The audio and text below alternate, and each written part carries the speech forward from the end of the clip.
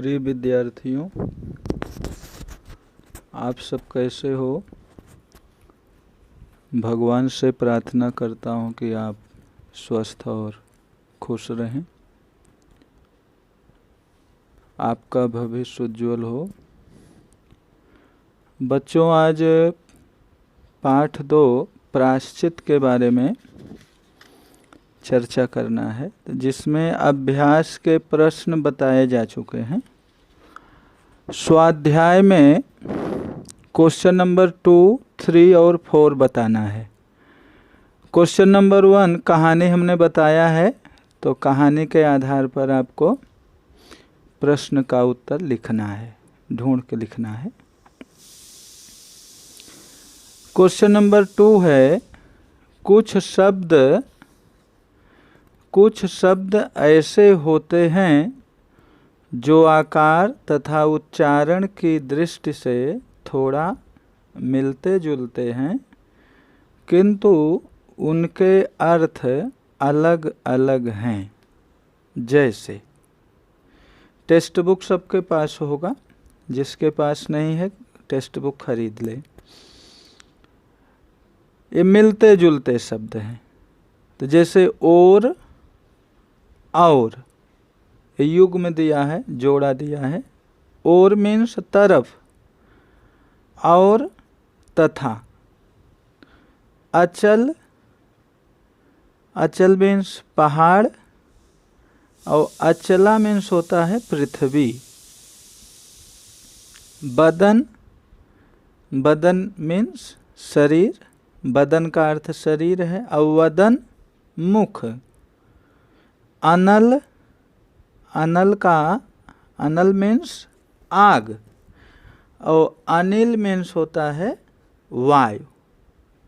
भिन्नार्थक है, उच्चारण सेम लगता है लेकिन उसके अर्थ अलग हैं। तो आपको सोचकर ऐसे 3 शब्द युग्म और लिखना है।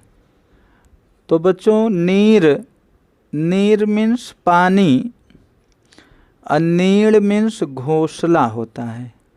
नीर मीन्स पानी, नीड़ मीन्स घोंसला। घोंसला यानी नेस्ट, इंग्लिश में नेस्ट बोलते हैं। नारी और नाड़ी। तो नारी मीन्स स्त्री, और नाड़ी मीन्स नब्ज। जैसे नाड़ी देखते हैं, नब्ज जिसको बोलते हैं। कुल और कुल मीन्स होता है वंश में बड़ा सा आएगा वंश। और कूल मीन्स होता है किनारा।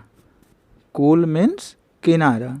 ऐसे बहुत सारे शब्द हैं, लेकिन आपको 3 सोचकर 3 शब्द युग में लिखना है। तो पहला नीर, नीड़, नारी, नाड़ी, कुल और कूल। क्वेश्चन नंबर 3 है, उदाहरण में दिए गए प्रत्येक शब्द के 2 अर्थ लिखे हैं, पढ़कर समझिए। उदाहरण में दिए गए प्रत्येक शब्द के 2 अर्थ लिखे हैं, पढ़कर समझिए।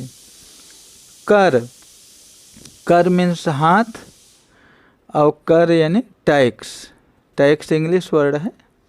टैक्स भरते हैं, जैसे इनकम टैक्स, जो इनकम होता है उसका टैक्स। धन नहीं, घन होना चाहिए। घन, धा को घा बना लेने का। घन यानी बादल, हथौड़ा। नाना यानी अनेक, और माता के पिता। इसी तरह के 2 और शब्द ढूंढकर अर्थ सहित लिखिए।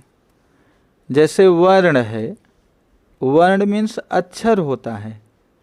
वर्ण मीन्स अक्षर, और वर्ण मीन्स रंग भी होता है। वर्ण यानी अक्षर और रंग। काल यानी समय, और काल की दूसरी हिंदी मृत्यु है। तो दो शब्द आपको वर्ण, वर्ण का दो अर्थ निकल रहा है। वर्ण मीन्स अक्षर भी होता है, वर्ण मीन्स रंग भी होता है। काल समय और मृत्यु, जैसे कहते हैं ना काल आ गया, मृत्यु आ गई। क्वेश्चन नंबर 4, निम्नलिखित परिच्छेद पढ़िए, विराम चिन्हों के बिना अधूरे लग रहे हैं। विराम चिन्ह यानी पंक्चुएशन, आप पंक्चुएशन पढ़े हो। उचित स्थान पर योग्य विराम चिन्हों का प्रयोग कीजिए और फिर से पढ़िए। बच्चों विराम मीन्स होता है रुकना। जैसे हम आप बात करते हैं तो बात करते करते रुकते हैं, फिर बात करते हैं, स्टॉप जिसको बोलते हैं। तो भाषा में भी जो है विराम चिन्ह का उपयोग होता है, बहुत महत्वपूर्ण है।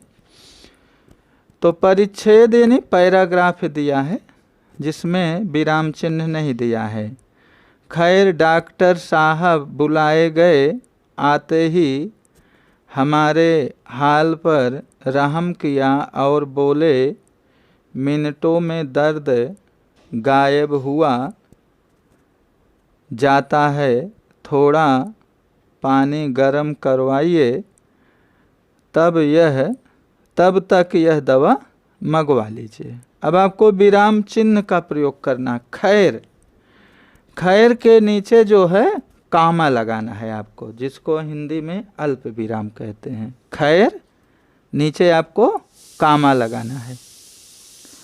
डॉक्टर साहब बुलाए गए, बुलाए गए पूर्ण विराम हो जाएगा। इंग्लिश में फुल स्टॉप लिखते हैं, हिंदी में पूर्ण विराम। खैर, खैर के नीचे कामा, डॉक्टर साहब बुलाए गए पूर्ण विराम। आते ही हमारे हाल पर रहम किया, आते ही नीचे कॉमा, हमारे हाल पर रहम किया, हमारे हाल पर रहम किया और बोले, मिनटों में दर्द गायब हुआ, और बोले नीचे कामा रहेगा, फिर ऊपर इन्वर्टेड कॉमा।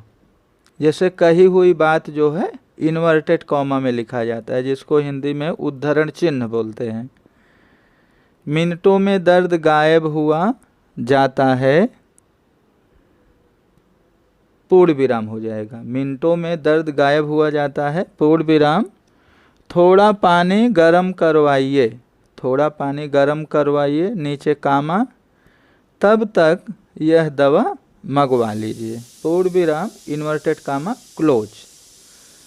तो बच्चों वापस आपको देखना है, खैर के नीचे आपको कामा लगाना है। बुलाए गए आगे पूर्ण विराम, आते ही नीचे कामा, बोले रहम किया और बोले, जैसे कही हुई बात जो है इन्वर्टेड कामा में लिखते हैं, अभी बताया था, वापस बता रहे हैं। तो बोले के नीचे कामा, फिर इन्वर्टेड कामा। जाता है पूर्ण विराम, फिर थोड़ा पानी गर्म करवाइए, नीचे कामा, तब तक यह दवा मंगवा लीजिए,